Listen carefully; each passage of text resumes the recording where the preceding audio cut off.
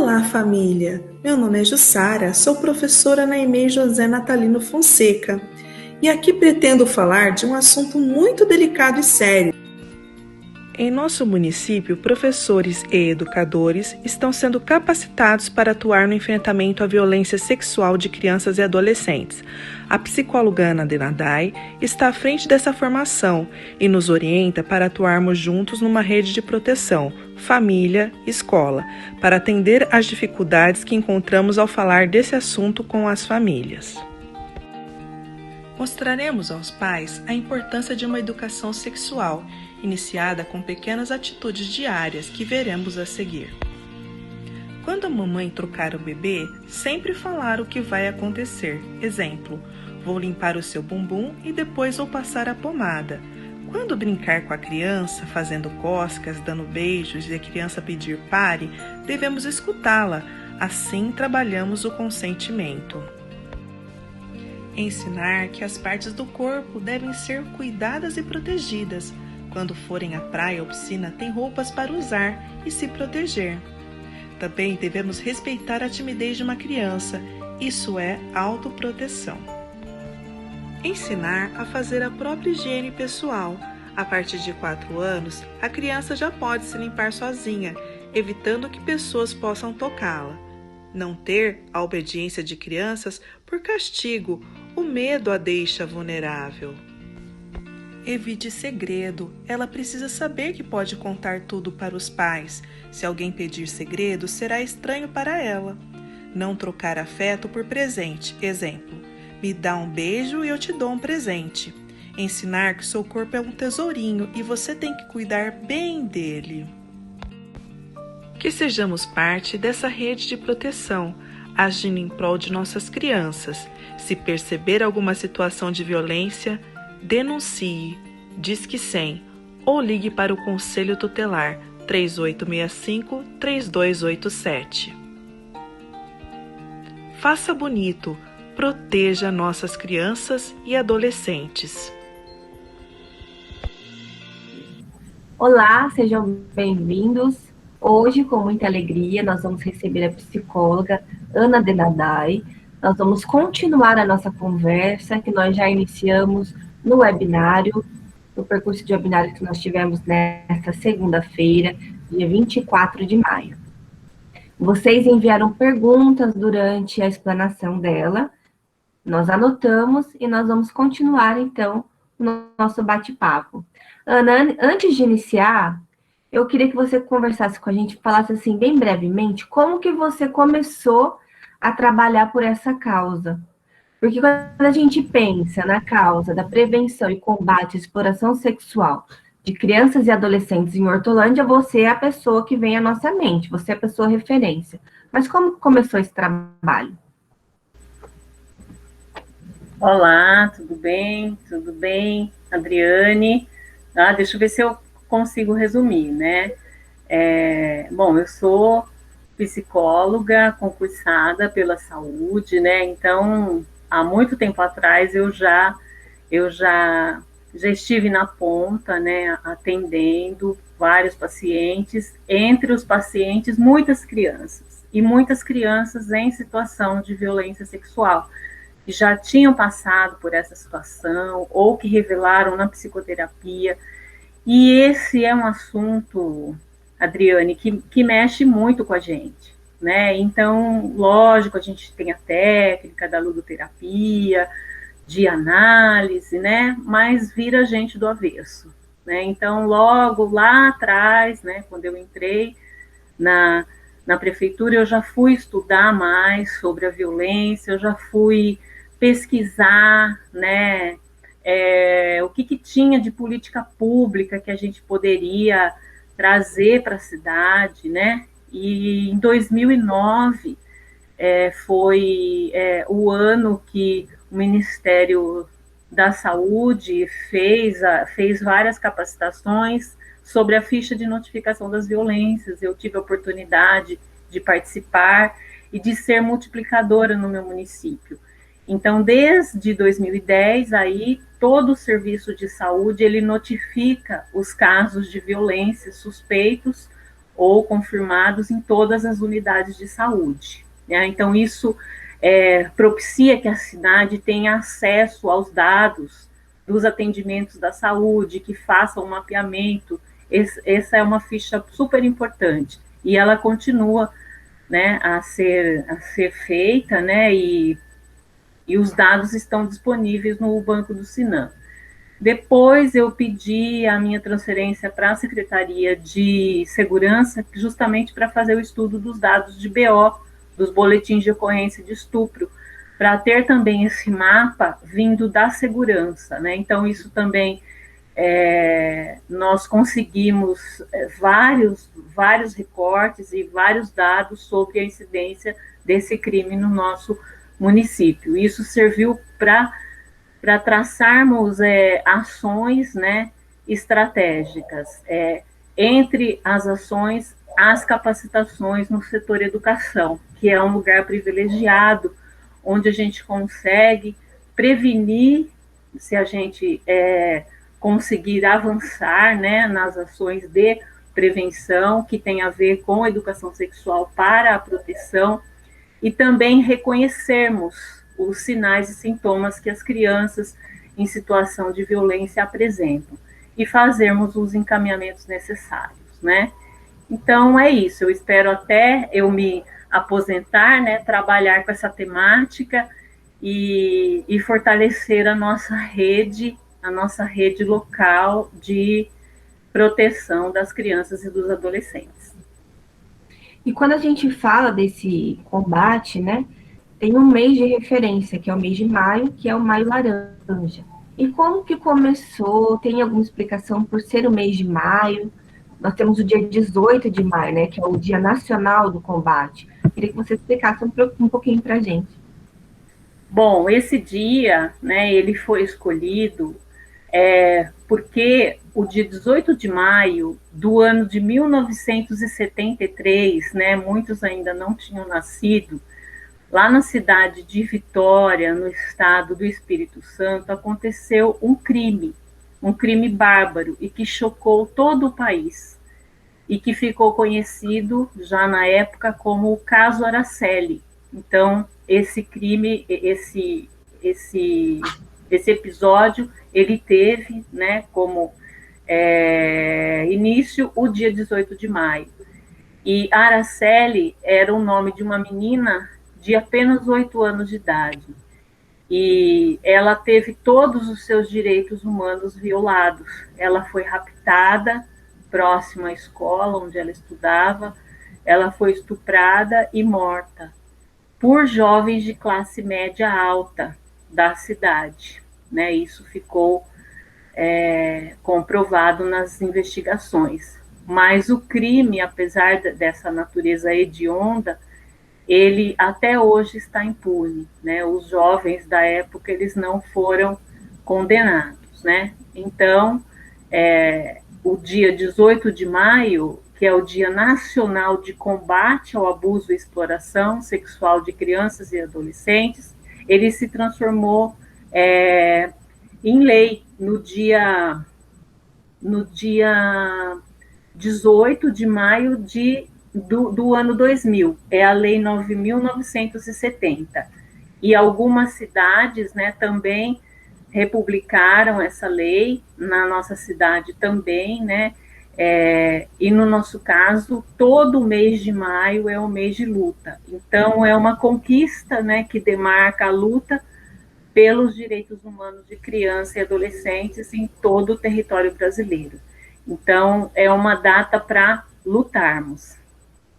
E é claro que esse trabalho não acontece só em maio, né, Ana? Não. E até com essa preocupação, a gente recebeu uma pergunta se tem como a gente traçar um perfil de criança e adolescente que pode sofrer esse tipo de violência. Olha, essa é uma pergunta importantíssima, né? E ela tem uma resposta até extensa que eu vou comentar, né? São traços, né? Nós podemos sinalizar traços, não é uma regra, tá? Mas, por exemplo, crianças que têm pais muito autoritários e rígidos, que são pouco abertos ao diálogo, que usam o castigo físico como punição da criança, né, que tem uma falta de conexão afetiva com essa criança, tendem a deixar a criança insegura se caso ela precise contar ou perguntar alguma coisa para esses pais. Elas acabam ficando com muito medo, né, de se abrir e perguntar para esses pais, porque se o pai é autoritário e pune por tudo, imagina se ela contar que alguém colocou a mão na parte íntima dela. Então, essas crianças acabam ficando mais vulneráveis. Por outro lado, a gente também tem os pais que são excessivamente protetores, que têm muito medo, que não confiam, né, na capacidade da sua criança de aprender e se defender. E aí a criança não desenvolve a autoconfiança, que é tão necessária para ela se autodefender das violências, né? Então, tanto os autoritários como os superprotetores. Os pais também muito permissivos, que não estabelecem os limites para as crianças, elas podem vir a ter dificuldade para impor limites nas relações com os outros, né? Se os pais são excessivamente permissivos.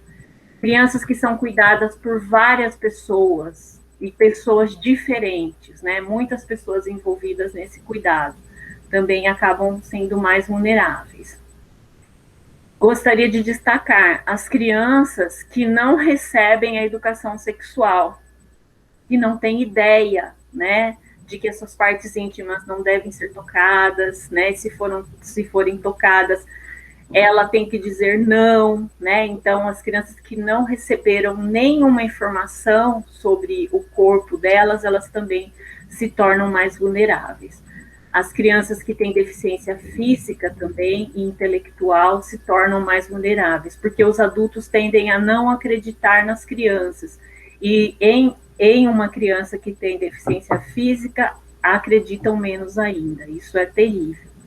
E, por último, aquela criança que ela é ensinada a ser muito obediente, boazinha, perfeitinha, nunca questionar nada, sempre dizer sim, né?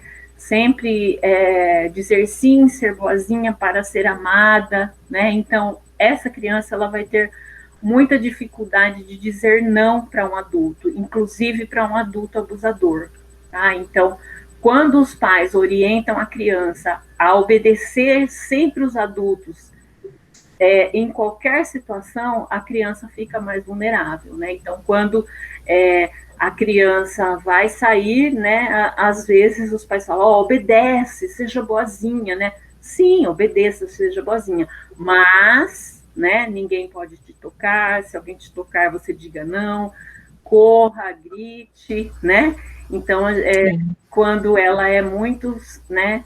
Ah, não, você tem que aceitar. Fica mais difícil dela se defender. É isso.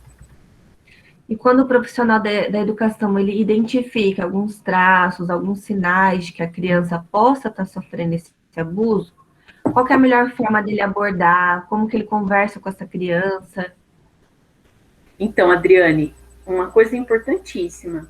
Se tem uma suspeita, ela já deve ser notificada, com ou sem abordagem, tá? Então, isso eu quero deixar bastante claro, porque às vezes tem uma suspeita e aí o profissional vai pensar, vai demorar uma semana para fazer uma dinâmica coletiva, né? A gente não tem segurança jurídica para isso, tá? Então, tem a suspeita, tem que ser notificada, tá? A não ser que você vá fazer no mesmo dia, né, essa abordagem, tá? Então, eu quero deixar isso bem claro.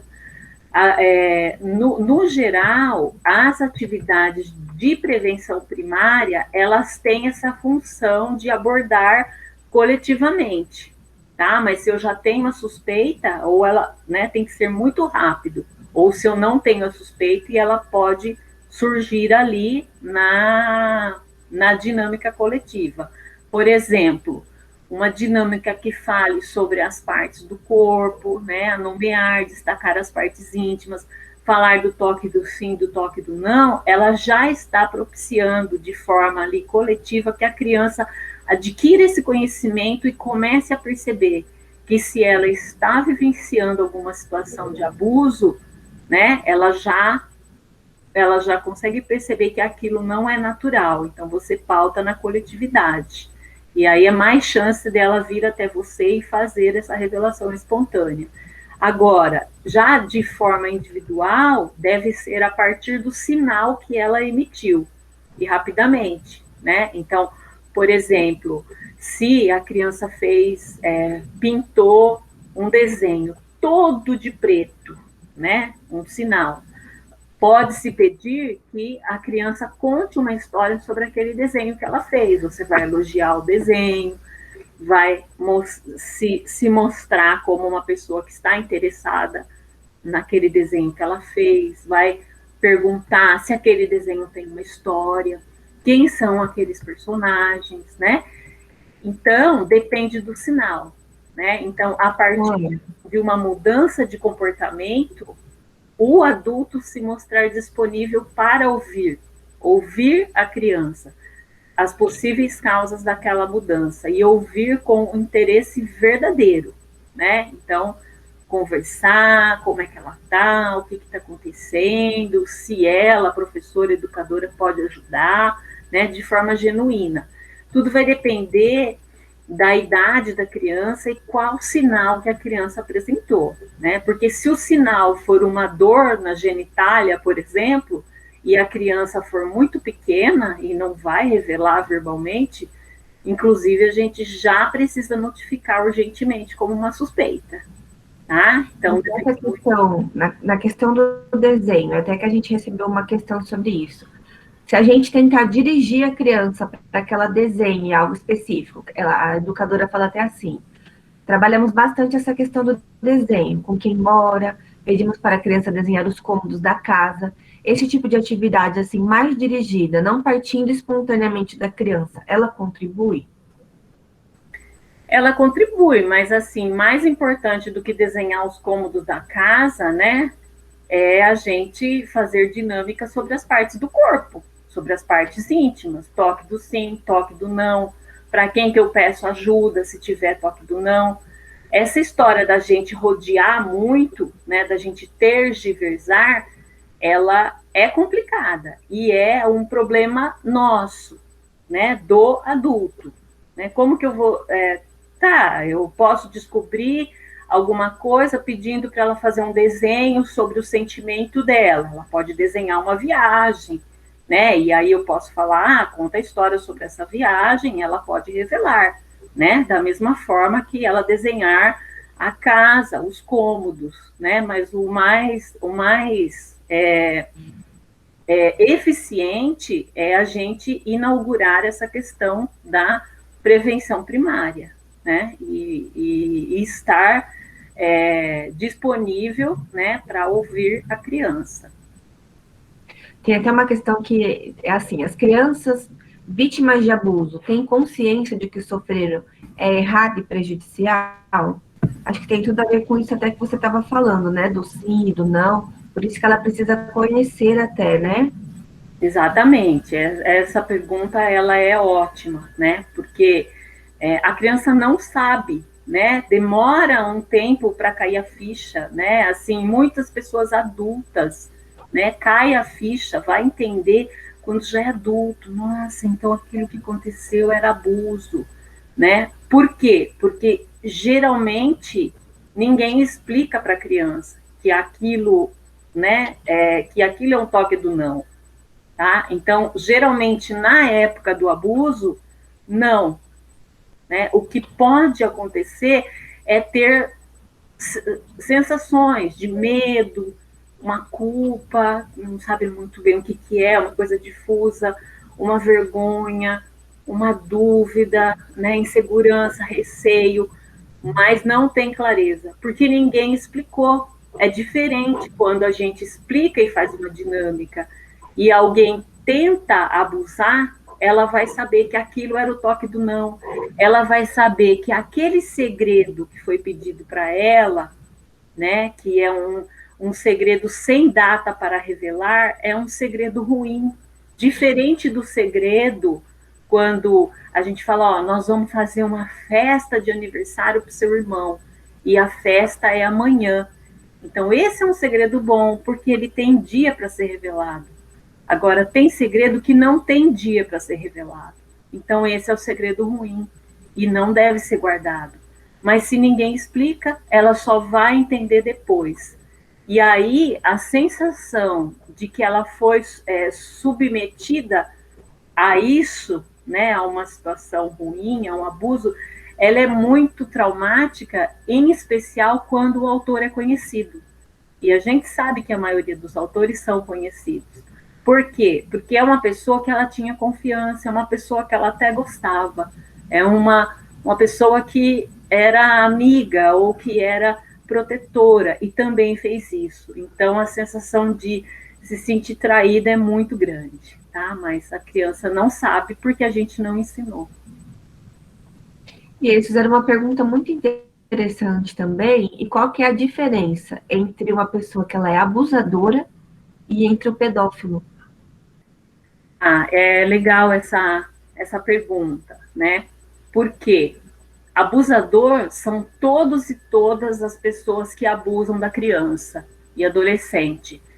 E pedofilia é uma doença com classificação médica, né? A pedofilia ela tem um CID-10, que é a Classificação Internacional das Doenças, e esse CID ele é dado por um médico psiquiatra, tá? E aí, o que os dados dizem? Que a minoria dos abusadores que estão presos aí nas penitenciárias da nossa região em Sorocaba, foi feito, alguns anos atrás, uma pesquisa lá nessa penitenciária de Sorocaba. E a minoria era um percentual muito baixo, a minoria eram pedófilos. A minoria tinha o CID de pedofilia, da doença. A maioria não tinha o CID, eram abusadores, tá? E aí, o que eu quero dizer? Todo mundo que abusa é abusador. Então, o pedófilo, ele pode ser abusador ou não, tá? Ele pode ter a doença, abusar ou não abusar. E o abusador, ele pode ter o CID de pedofilia ou não, tá? Mas se tocou, ou mesmo abuso sem toques físicos, que também existe, né? Existe com toque, sem toque físico, com penetração, sem penetração, né? Seja qualquer uma tipificação, se abusou, é abusador, né? Então, nesse sentido, a campanha do Todos contra a Pedofilia, ela é, na verdade, um jargão, né? Porque, na verdade, a pedofilia, ela é uma parafilia, ela é uma característica de personalidade daquela pessoa X, né? Na verdade, o correto seria dizer todos contra o abuso sexual, seja o abusador pedófilo ou não, né? Mas aí a gente entende que o todos contra, né, a pedofilia é contra o abuso. Mas então, já que teve essa pergunta, né, e tanto os abusadores, né, que não são pedófilos, como os pedófilos abusadores, eles não têm uma característica física, social, que o difere, tá? Você olha para ele, isso a gente vê pelo perfil dos abusadores, pelo relato das pessoas vítimas de violência, né? São pessoas, assim, que acima de qualquer suspeita, tá? Raramente você vai identificar o abusador, seja ele pedófilo ou não, olhando para ele. Ele te engana, me enganou já, né? Eu tive contato com uma família conhecida e que o cara abusava das filhas. E eu não percebi, né? E depois de alguns anos, uma filha revelou e a outra filha também revelou. Então, eu convivi com um abusador, não reconheci. E eu não sei se ele é pedófilo ou não, porque eu acho que ele nem passou por atendimento psiquiátrico e eu não tenho o CID dele. Provavelmente não tem o CID de pedófilo.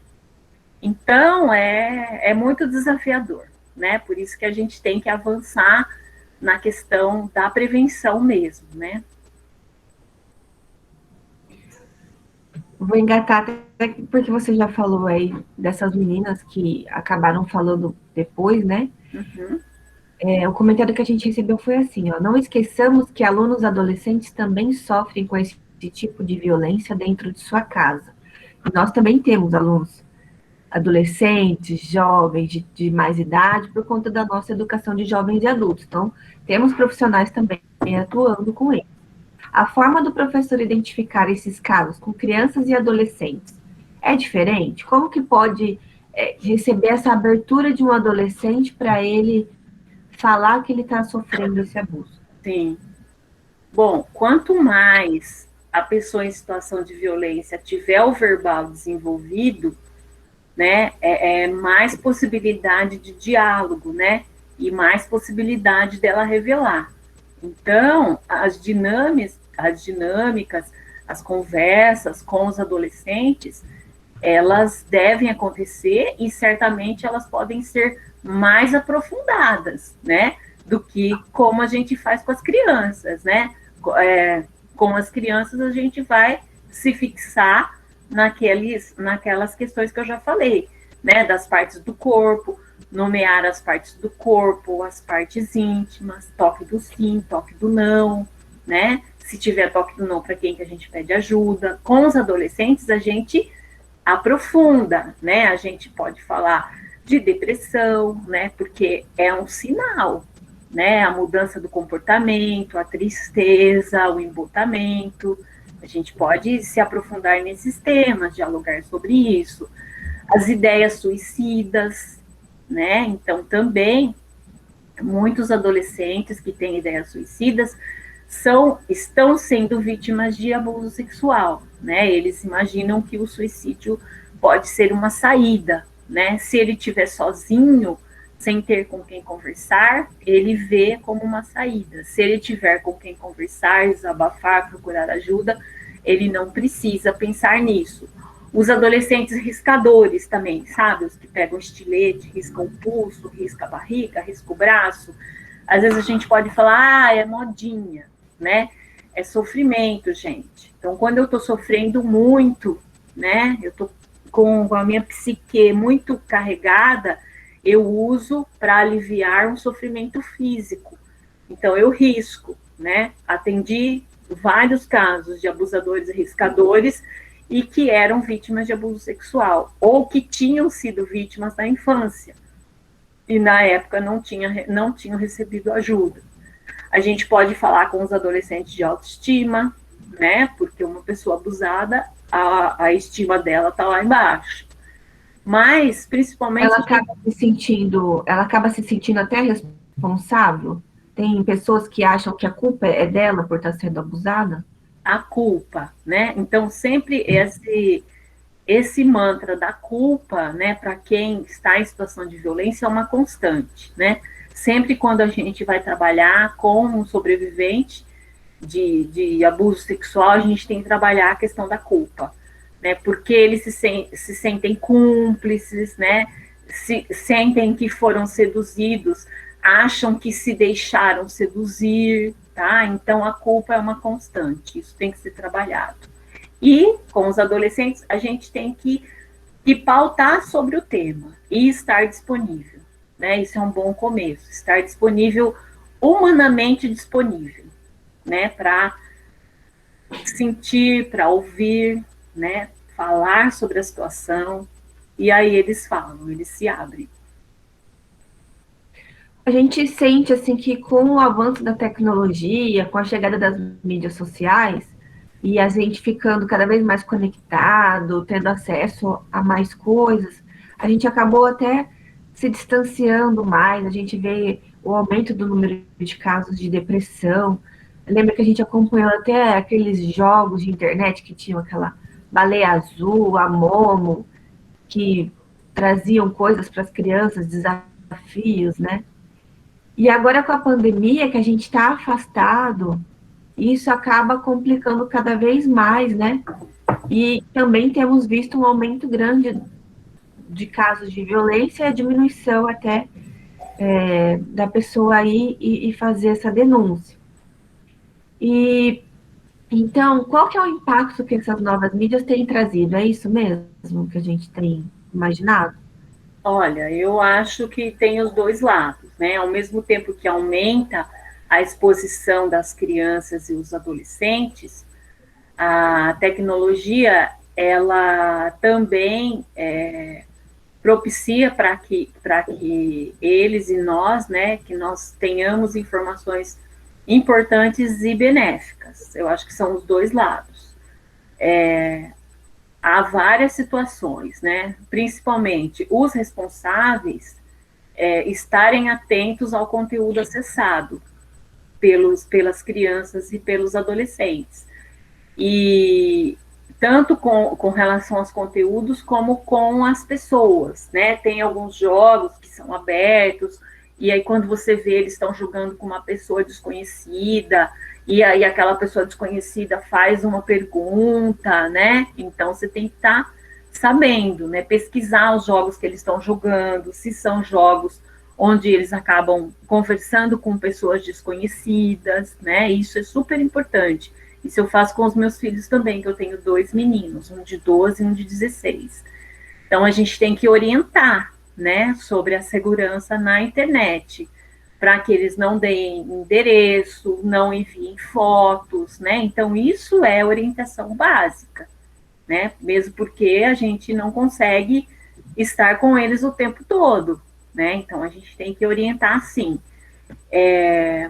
E aí, com relação à tecnologia também, eu vejo um problema, né, de compartilhamento, né, muitas vezes, assim, o que eu vou chamar de uso recreativo pelos adultos, em compartilhar algumas imagens, alguns vídeos que trazem algum conteúdo de crianças e adolescentes que remetem a situações eróticas, tá? Então, eu quero frisar que é crime tanto produzir, como armazenar, como compartilhar imagens, né? Que remetem a situações eróticas. Não necessariamente tem que ser um vídeo, né, de abuso explícito, né? Mas eu mesmo já recebi 2 vezes de pessoas conhecidas algumas situações que insinuam alguma coisa. E aí eu olho e falo, que legal, eu vou denunciar, né? Eu vou. E aí tem um site legal que eu quero que vocês anotem aí, para vocês pesquisarem, que é o site da SaferNet. É Safernet que escreve. safernet.org.br. Tá? É um site que orienta bastante sobre os crimes cibernéticos, inclusive denúncias, né, de crimes cibernéticos podem ser feitos nesse site. Tem muita informação boa lá. safernet.org.br. Mas, como eu disse, eu também acredito nas redes sociais para combater os crimes, como nós estamos fazendo agora, né? Eu acho que a comunicação, ela é muito importante e acho que a gente pode mudar essa história, ocupar a rede a favor da proteção. E para a gente finalizar, queria que você explicasse quais são os passos, né, para fazer uma denúncia. Como que é? O educador também liga no Disque 100, ou ele procura o conselho tutelar? O que ele precisa de informação? Quais são os passos que ele precisa seguir para fazer essa denúncia? Bom, o dever de proteger as nossas crianças, né, de acordo com o artigo 227, é do Estado, da família e da sociedade. Então, se eu sou professor, se eu sou a psicóloga do posto de saúde, a médica, a diretora da escola, eu posso fazer a denúncia da minha instituição. Então, eu sou uma escola, tá? Ideal é que eu leve o caso junto à direção e a gente faça a notificação ao conselho tutelar como escola. Não precisa ser Ah, é a Ana, é a Adriane. Não, ela sai como escola, né? A situação que aconteceu, a gente faz um relatório rapidinho, se teve revelação, a gente usa as palavras da criança. Então, se eu estou dentro da escola, é super importante isso, né? Eu fazer o relatório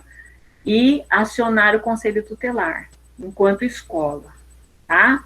E aí esse relatório já vai junto com a criança, para a criança não precisar repetir o que ela já falou para a educadora, porque quando ela tem que repetir, ela é revitimizada, né? E pela nova lei, a lei 13.431 do ano de 2017, a lei fala da escuta especializada, que nada mais é que isso, né? A gente abrir o olho, abrir o ouvido, né? E ouvir a criança verdadeiramente, sem julgar, sem duvidar, sem interferir, né? Ouvir esse relato, elogiá-la por ter feito esse relato e dizer que nós vamos ajudá-la juntamente com a direção da nossa escola.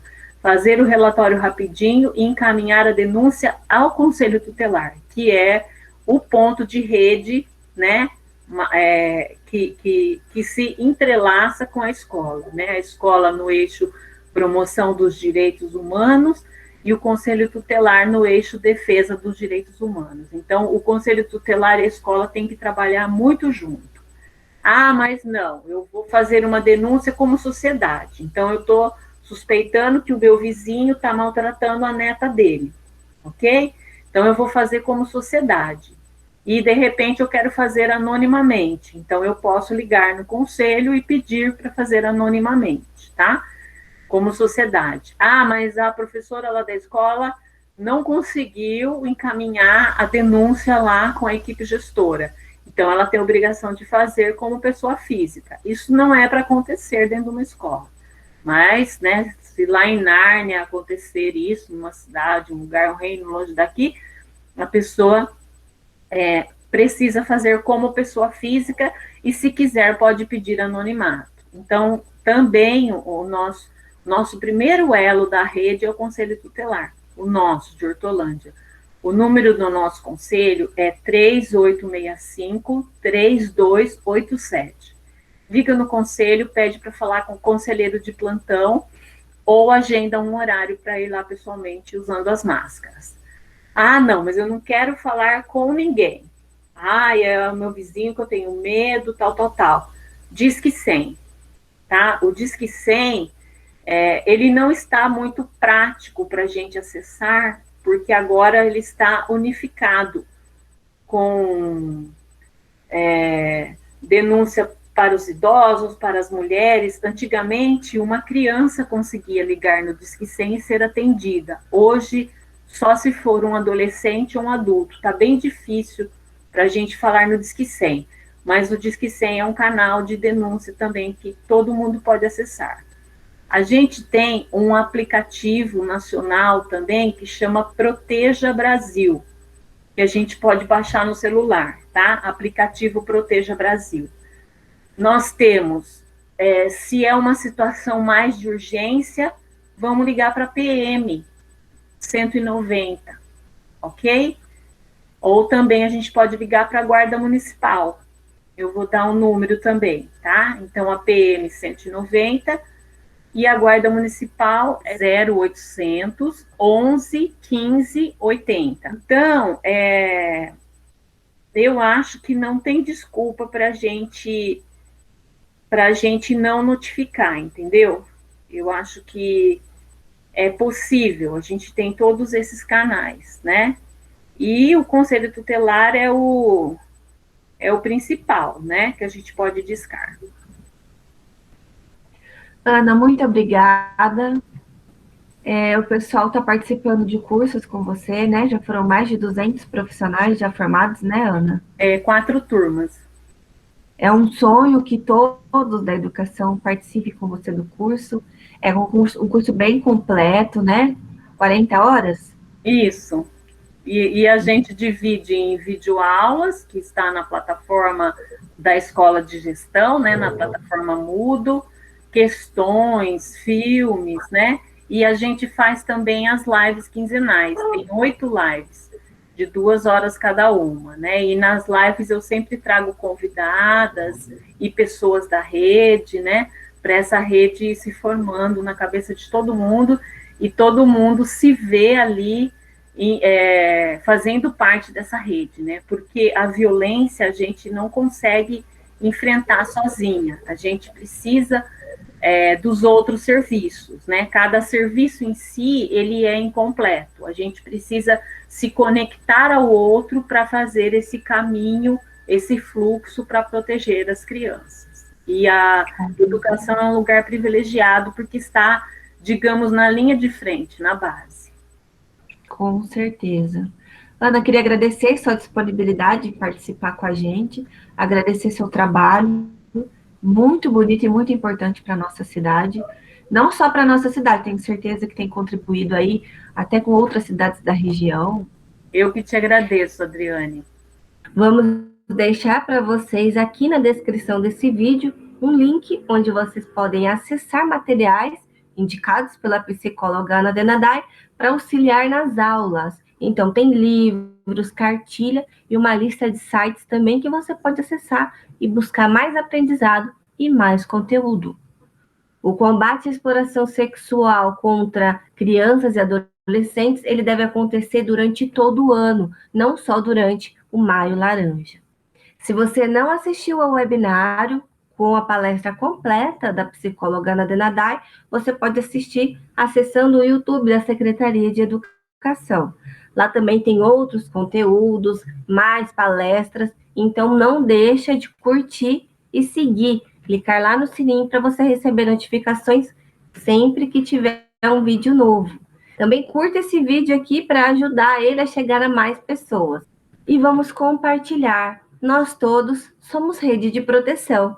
Obrigada e até a próxima. Tchau!